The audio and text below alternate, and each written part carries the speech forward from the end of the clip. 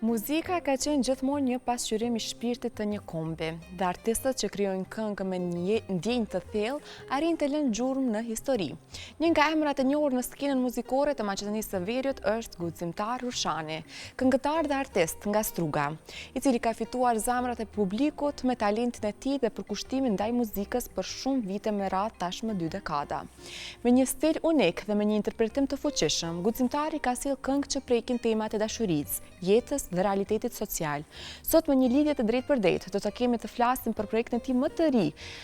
i cili quhet Kënga Vemi o Vemi, e realizuar nga ai dhe vajza e tij Luesa Rushani. Unë dua të përshëndes pikërisht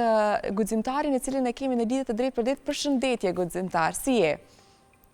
Përshëndetje Valbona, mirëmëngjes për ju dhe për të gjithë shikuesit e televizionit publik të Maqedonisë. Faleminderit shumë që pranuat më një herë në fakt ftesën tonë, sepse ne me shumë dëshirë të madhe dëshëm që të flasim për projektet e tuaja më të reja, Guximtari, i cili është edhe kënga realizuar me vajzën tuaj Luesën, Kënga Vemi o Vemi. Si ka ecur i gjithë projekti, si po e shihoni tani pasi që është lancuar edhe kënga? Mirë, më thënë, u bë ca kohë, gjithsesi komentet dhe reagimet e miqve dashamirëve të muzikës që unë njoh këtu në Strugë dhe pak më gjerë kanë qenë pozitive, nga vetë fakti që bëhet fjalë edhe për një këngë dhe videoklip i cili është punuar nga unë dhe vajza ime Luesa. Natyrisht ka një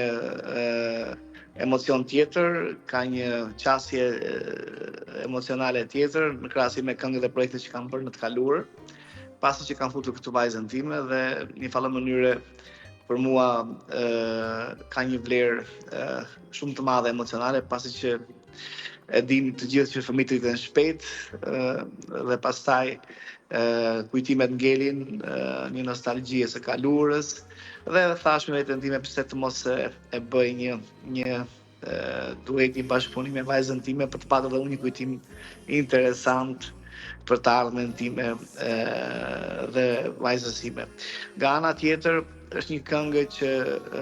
unë ja kam kënduar asaj që ka qenë shumë e vogël dhe ja erdhi koha që tani ta këndojmë së bashku për të gjithë publikun. Në fakt kam dëgjuar edhe një intervistë paraprake që keni thënë që jeni shumë të lidhur me këtë këngë, sepse pasi që ja keni kënduar që nga mosha shumë e vogël, e tani më është bërë vajza për të kënduar së bashku me babain e saj, për të kënduar edhe të themi këto këngë të vjetra popullore. Dua të pyes Guximtar, përse bashkë këtë këngë? Përse pikërisht këtë këngë dhe rikthimi i këngëve të vjetra popullore, sa është rëndësishme për gjeneratat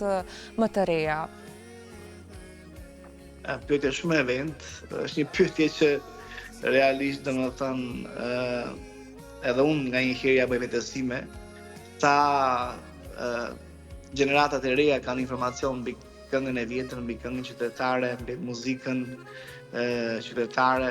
sepse kam përshtypje që të rinjt sot shumë pak njohin këngën e vjetër, shumë pak e njohin këngën qytetare. Nuk e di pse ndodh kjo, mbase edhe në shkak të një bumi mediatik që është bërë ndaj të rinjve, ndaj të grupmoshave të reja, nga mediat, nga televizionet, nga interneti, nga rrjetet sociale, ku të gjithë dëgjojnë këngë që mbase edhe nuk kanë ndonjë mesazh të mirë apo ndonjë vlerë të caktuar, por ja që janë bërë pjesë e tregut, janë bërë pjesë e përditshmërisë tonë, pjesë e shtëpive tona,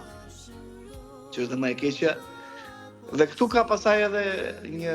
përgjegjësi edhe prindërimi, apo babaja, apo mamaja, apo familjarët e tjerë që duhet pak këshilluar fëmijët që të kenë një gusto apo një shije pak më të rafinuar për dëgjimin e muzikës, sepse muzika është kulturë, është pjesë e përditshmërisë tonë, është mënyrë të jeturit, ashtu siç ushqehemi, ashtu siç vishemi, ashtu dhe muzika ka një vlerë të rëndësishme për përditshmërinë tonë. Jo rastësisht gjenerata jonë, gjenerata juaj apo gjeneratat e tjera, të cilët janë pak më të rritur se ne, kanë pasur një model tjetër të dëgjimit të muzikës dhe unë për vetën time kam dëgjuar Whitney Houston, Michael Jackson, Celine Dion, Michael Bolton dhe këngëtarët shqiptarë të cilët ndër vite apo ndër dekada kam patur vlera të tjera muzikore dhe aty jam inspiruar. E tani fëmijët tanë, kushtimisht thënë, mund të kenë idhuj apo modele të tjera të gabuara, qoftë të skenës botërore, qoftë të skenës shqiptare, të cilët për fat të keq unë personalisht, domethënë, nuk shoh asnjë gjë të hajrit tek ata këngë, tek ata mesazhe. Ka përjashtime natyrisht, ka këngëtarë dhe ka këngë dhe ka grupe muzikore bashkëkohore shqiptare të cilët përqojnë goxha emocion dhe goxha këngë me tekste interesante, me muzikim të mirë, me produksione të mira. Dhe për atë arsye dhe unë u detyrova në thënjza që të krijoj një këngë që ka qenë pjesë e frymërisë së Luesës, dhe nga ana tjetër të jap një mesazh që të mos vdesë kënga qytetare, të trashëgohet, të lehet një fallë mënyre nga prindërimi tek fëmijët, duke dhënë një mesazh pozitiv që dhe kënga Vemi o Vemi mund të shpërqojë emocion, mund të jap një mesazh të mirë të prindërimit kushtimisht të mirë. Për atë arsye dhe e krijova si një pjesë të hapërimit tim muzikor gati se 25 vjeçar,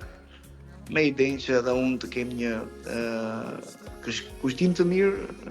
dhe një projekt i cili mund të jap një mesazh dhe mund të përqojë një mesazh të bukur familjar dhe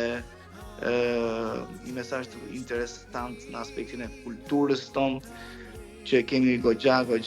të bushme, një thesar të jashtëzakonshëm në muzikë e kështu me radhë. Unë jam shumë e sigurt që Luesa tani është vetëm 10 vjeçare dhe ndoshta nuk e din ende rëndësinë se çfarë është në fakt të kesh një këngë me babain e saj, mirë po unë jam shumë e sigurt që ju keni bërë dhuratën më të bukur ndonjëherë që mund të dhuron babai vajzës së tij. Është një histori, pra të ketë një kujtim të mirë, po ashtu edhe me një këngë të vjetër qytetare me vlera që sill shumë në fakt në kulturën tonë. Para disa muajve Luesa ka publikuar edhe një këngë të saj të parë, nëse nuk gabohem, botën ta ndryshojmë. A mund të themi që edhe Luesa ka filluar të ndjek hapat e babait të saj? Luesa e do shumë muzikën e vërtet, Valpona. Tani nuk e di a ka gjetë inspirim tek babai apo edhe tek muzika në përgjithësi, por dëshiron të këndoj, e don këngën, me themi nëse nuk ka qef të këndoj. Dhe ajo ka qenë kënga e dytë, pra videoklipi i parë në fakt i saj dhe kënga e dytë, që ka marrë pjesë në për festivale të fëmijëve. Dëshira është me rëndësi për të kënduar, unë nuk e shoh momentalisht të them të qartë ardhmërinë muzikore të saj, sepse natyrisht shihet ndryshojnë vit pas viti apo kohë pas kohë gjërat janë domethënë relative, nuk është se janë absolute dhe të themi ne po do të merret në muzikë. Unë uroj që të merret me atë që ajo ka dëshirë të merret, pra të jetë në të ardhmen e saj një profesioniste e mirë në cilin do lëmi apo sferë të jetës që ajo do të përzjedh, të studiojë, të punojë dhe për mua më rëndësi është që fëmijët të jenë të lumtur në punën që do të bëjnë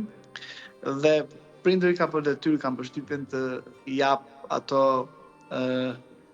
udhëzimet më të rëndësishme për fëmijët dhe të jetë një autostradë ku ata do të ecin të sigurt në ardhmërinë e tyre. Dhe them se muzika mund të jetë një sferë e bukur, por kjo i ngelet Luesës pastaj për të bërë më të mirën e saj, qoftë në muzikë apo qoftë në një sferë tjetër. Unë jam këtu për ta suportuar, për ta mbështetur në çfarëdo lloj vendimi që ajo do të marrë në të ardhmen. Unë jam shumë e sigurt që Luesa do të ketë edhe kohë për të zgjedhur edhe profesionin e saj, mirë po pse jo edhe të ndjek disa hapa nga prindi i saj, nga babai i saj, sepse shohim që ka një talent dhe ka një prirje për një muzikë kualitative, cilësore. Pra, në fund të ditës do të bëhen muzikë e cila do ta përmbush atë dhe për të gjithë personat që do ta dëgjojnë do ta ketë një publik të themi pak më të selektuar. Guximtar, unë po ashtu dua të di se për 25 vite me radhë, ndoshta Luesa, vitet e saj tani që po e shijon muzikën, ju keni qenë inspirimi i saj, mirë po përgjatë viteve si ka ndryshuar inspirimi për ju? Unë jam shumë e sigurt që para 25 viteve kur keni filluar inspirimin e keni gjetur në artistë të ndryshëm, mirë po si qëndron tani? Ku motivoheni për të publikuar këngë të reja, për të bërë në fakt hite të ndryshme, po ashtu edhe për të sjellë vlera që po i përmendim deri më tani, vlera të reja edhe në shoqëri? Që është e vërteta, domethënë, kur më muzika bëhet pjesë e përditshmërisë tënde, kur bëhet pjesë e aktiviteteve të tua të përhershme, atëherë natyrisht që çdo këngëtar, çdo artist mundohet që të nxjerrë diçka kohë pas kohe. Nganjëherë jo edhe pse do, por edhe se duhet të publikojë diçka. Unë jam munduar të bëja këtë tjetër, domethënë, të krijoj diçka sepse dua, jo sepse duhet. Dhe për atë arsye edhe mundohem që të krijoj gjëra të cilët të kenë një valloj kohëzgjatje në tregun ton, në kuptimin e asaj që kur të dëgjohet një këngë, qoftë edhe pas 10 vitesh të ketë një valloj freskie dhe të ketë një valloj origjinaliteti dhe të dëgjohet me ëndje sikur të jetë krijuar dje. Dhe për atë arsye krijoj rrallë, punoj këngë të cilët në një farë mënyrë kur i dëgjoj, i mundohem të studioj duke i ridëgjuar për një kohë relativisht pak më të gjatë, pra disa javë të paktën, dhe punoj në aspektin e produksionit pak më gjatë, me idenë e vetme që kënga kur të dalë të ketë një mesazh të mirë, të jetë këngë e prodhuar, si thua, në aspektin e produksionit goxha mirë, sepse në fundit këto gjëra ngelin në karrierën tënde, ngelin në atë enturazhin tënd muzikor dhe të karakterizojnë, të japin atë specifikën tënde pastaj si artist apo si këngëtar. Për atë arsye mundohem të krijoj gjëra që dua të krijoj sepse duhet të krijuar. Po unë kam përshtypjen se kohën e fundit shumë artistë, shumë këngëtar krijojnë apo nxjerrin, publikojnë këngë, videoklipe sepse duhet publikuar. Është bërë si një rutinë që një këngëtar, i cili mbase mund të ketë edhe pak emër, të krijojë 4, 5 apo 6 apo 10 këngë në vit sepse kështu duhet, kështu kërkon tregu. Nuk e kam parë kurrë të arsyesh në këtë gjë. Inspirimi është i tillë që ose vjen ose nuk vjen, nuk e di se si do të kjo gjë, por me miqët e mi që bashkëpunoj me autorët dhe unë e diskutoj këtë çështje shpeshherë, është shumë e thjeshtë. Nganjëherë tek autorët e teksteve, tek autorët e këngëve, inspirimi vjen rastisht apo duke patur ndonjë gjendje emocionale të saktuar, të trazuar, ku ta di unë, dhe ata krijojnë dhe pastaj komunikojmë, bisedojmë, shohim se si mund të një vije melodike, një orkestrim, një produksion të përpunohet, të realizohet me qëllim që të dalë diçka e bukur dhe të jetë e kapshme për dëgjuesin, e lezetshme për të dëgjuar, me një mesazh pozitiv, mundësisht të ketë disa kritere artistike të arsyeshme. Këta e kam pas gjithmonë si kriter individual për të krijuar dhe për të nxjerrur pastaj më tutje produktin final. Unë po ashtu dua të bisedoj sepse jo vetëm si një artist i kompletuar me plot kuptimin e fjalës, i cili kënon shumë zhanre të ndryshme, jo vetëm të themi një zhanër të vetëm, të kemi parë me serenata, të kemi parë po ashtu edhe me këngë të vjetra popullore, por edhe me ato patriotike. Në cilën zhanër më shumë e gjen veten guximtar? Kemi dëgjuar që gjen pak më shumë veten në këngë patriotike, mirë po na trego pak, ndoshta ka ndryshuar edhe me kalimin e kohës. Ta kisha menduar para 20 vitesh që do këndoja ndonjë ditë këngë patriotike, do qesha me veten time. Por ja që Valbona ndryshojnë gjërat në jetë,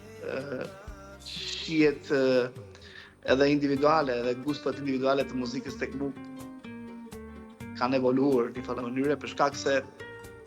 u bë një kohë relativisht e gjatë që unë dhe kam bendin tim muzikor ku performoj në për evente familjare, dasma, dhe këngë të cilët këndohen atje dhe që i këndojmë së bashku bashkë me dasmorët familjare, miqt, njerëzit aty që marrin pjesë në ato sebepe, qoftë familjare, qoftë kështu të tjera, më bëjmë pastaj tek disa këngë të ndalen, të mendoj që tale se kjo është e bukur, kjo ka këtë lloj melodike, kjo ka këtë tekst dhe jo rastisht disa këngë kam përpunuar për shkak se më kanë pëlqyer shumë elemente të atyre këngëve që sot i kam përpunuar, si për shembull kënga Zare, kënga Malenake ose kënga Ojzogo, po timi bashkë të dy dhe i kam përpunuar në një formë pak më, të themi, më moderne, më jazzy kështu me radhë. Por që në tasma i këndoj natyrisht si këngë popullore. Dhe pastaj kënga patriotike,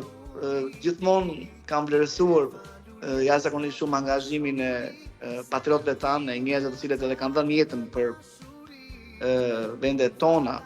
tani më, sepse jemi popull me 3-4 shtete kushtimisht tonë, duke patur parasysh këtu popullin shqiptar në Maltëzi. Dhe them se çdo kush nga këta njerëz që kanë dhënë një kontribut i jashtëzakonshëm duhet mbajtur mend dhe duhet përmendur për të mirë dhe duhet dhe këngët të jenë ata të cilët i godasin emocionalisht dhe japin mesazhin për angazhimin e tyre në fushën e patriotizmit. Dikush ka dhënë dhe jetën, dikush ka dhënë kontributin me penë e kështu me radhë, por këngëtarët, artistët janë ata të cilët duhet përmendur në aspektin e angazhmanit artistik. Gëzimtar, jo vetëm artist, këngëtar i shkëlqyer, por edhe një pedagog profesor i shkencave juridike në universitet. Mua më intereson shumë të di se si i balancon këto dy jeta kaq shumë, të themi, dhe dinamike, pse jo. Një punë e cila ka të bëjë me student, me mësimdhënie, por edhe gjatë mbrëmjes të themi të angazhohesh edhe me ahengje të ndryshme, evenimente, dhe si balancohet në fakt në mënyrë më perfekte këto dy bota? Pyetje shumë e mirë. Tani këtu në prapavijën time kam dhe një botë tjetër, është Abi Tours, është një agjencion që kam hapur turistik, ja pak reklam këtu falas në televizionin publik të Maqedonisë. Dhe domethënë jam mundur që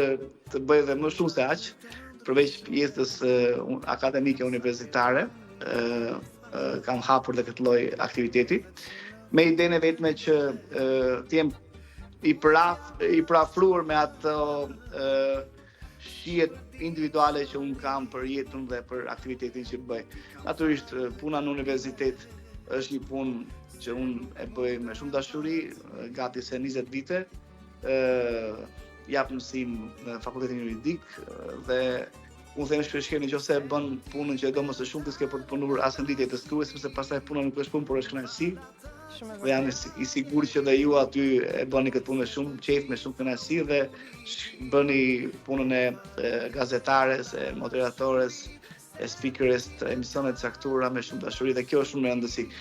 Dhe unë jam mundur që si në muzikë, si në jetën akademike, po tani së fundmi edhe në këtë aktivitetin tim privat të gjej atë balansin emocional. Nëse nuk e don punën që e bën, është shumë vështirë pastaj për të punuar. Nëse e don, mendoj se e gjen kohën më tutje pastaj edhe për të bërë muzikë dhe për të punuar dhe për të gjetur atë mesin e artë në jetë. Dhe gjithmonë kam tentuar dhe kam qenë partizani i asaj që të bëj gjëra që dua t'i bëj.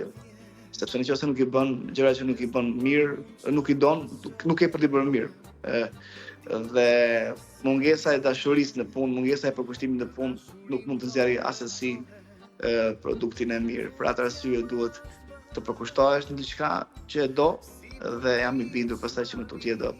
nxjerrësh një produkt të mirë. Sa për informacion dhe videoklipin që pat të këngës Vetimi dhe Vemi, është videoklipi i parë i produksionit që kam hapur personalisht, është Aura Production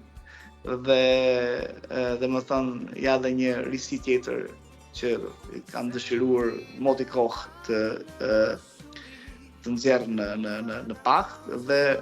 mendoj që është një gjë tjetër që e dua dhe e dua ta bëj me shumë dashuri. Tashmë me 4 të themi biznise të ndryshme, jeni i gjithë anshëm, mirë po, unë për të gjitha ato ju dëshiroj shumë shëndet që të arrini të gjitha të themi synimet që i keni në jetën financiare, biznisi, po ashtu edhe jeta dhe hobit të ndryshme që tani edhe i keni. Guximtari, në minutat e fundit unë dua të di edhe për projektet e ardhshme, diçka që mund të ndash ekskluzivisht për të gjithë shikuesit e Ritmit të ditës, diçka edhe për ne. kam disa gjëra në mendje, disa projekte që dëshiroj t'i realizoj gjatë këtij viti. Është herët akoma sepse nuk janë finalizuar aspektet të themi finale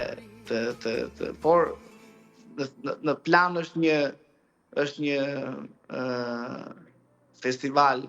i këngës qytetare dhe një projekt tjetër i këngës së lehtë. Dhe pastaj në fund vitit natyrisht do shikojmë për diçka të projekta apo realizim të një këngë apo përpunimit të këngës popullore. Këto janë pak a shumë me datat e hajhengjeve ke filluar?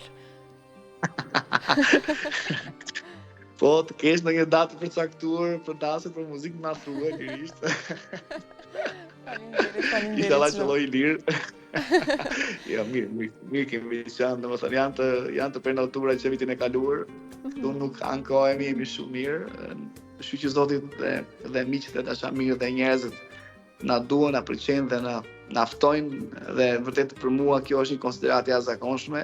sepse ti je pjesë e një gëzimi familjar të një personi që martohet apo